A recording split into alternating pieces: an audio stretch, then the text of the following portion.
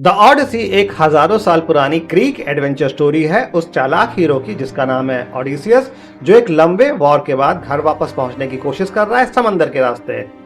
Christopher Nolan जिन्होंने the Odyssey film बनाई है, उनका कहानी कहने का तरीका बहुत ही टेढ़ा मेढ़ा होता है, तो यह वीडियो आसान हिंदी में समझाएगा कि द ऑडिसी की कहानी क्या है। 10 साल से किंग ऑडिसियस ट्रोजन वॉर लड़ रहा। यह war Greek and the city of Troy के बीच थी, जिसे ट्रोजन वॉर कहा गया। वॉर जीतने के बाद किंग ऑडिसियस और उसके सैनिक अपने शिप से अपने होम टाउन इथाका के लिए निकलते हैं, जो कि एक टापू है, पर उन्हें घर पहुंचने में 10 साल और लग जाते हैं बैड लक्स के चलते।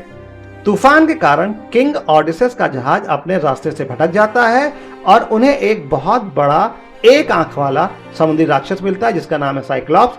किंग ऑडिसियस और उनकी सेना ट्रिक करके साइक्लॉप्स को नशे में कर देती हैं और फिर एक शार्प पॉइंटेड लकड़ी साइक्लॉप्स की एक अकेली आंख में घुसा देते हैं, जिससे समुद्र का भगवान पोसाइडन बहुत ही ज्यादा गुस्सा हो जाता है और इसके चलते सर्स नाम की चुड़ैल किंग ऑडिसियस के सैनिकों को स्वर बना देती है। सर्स को किंग ऑडिसियस बनाता है कि उसके सैनिकों को वापस पहले जैसा कर दे।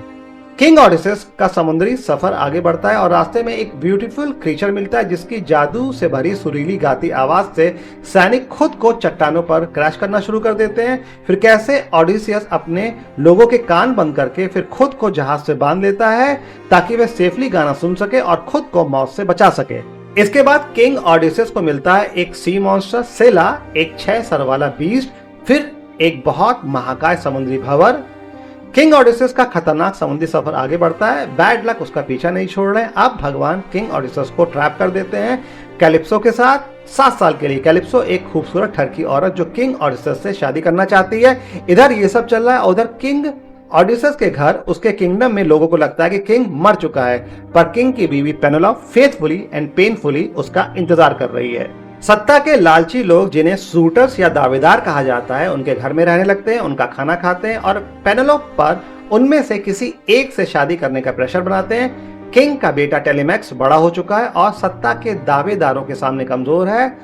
वो अब अपने पिता को ढूंढने उनकी खबर लेने के लिए निकल पड़ता है। कई सालों बाद गॉडेस एथेना की मदद से ओडिसियस आखिरकार घर पहुंच जाता है। वह एक बूढ़े भिखारी के भेष में आता है ताकि कोई उसे पहचान न सके। वो परखता है कि कौन कौन उसके लिए आज भी वफादार है और फिर किंग ऑडिसियस अपनी असली पहचान जाहिर करता है। टेलीमैक्स और कुछ वफादार दोस्तों के साथ मिलकर ऑडिसियस उन सभी सत्ता के दावेदारों को मार देता है और पेनेलोप को उनके बेडरूम में हुई बात बता के साबित करता है कि वही उसका पति है और 20 लंबे सालों के बाद वे फाइनली एक हो जाते हैं।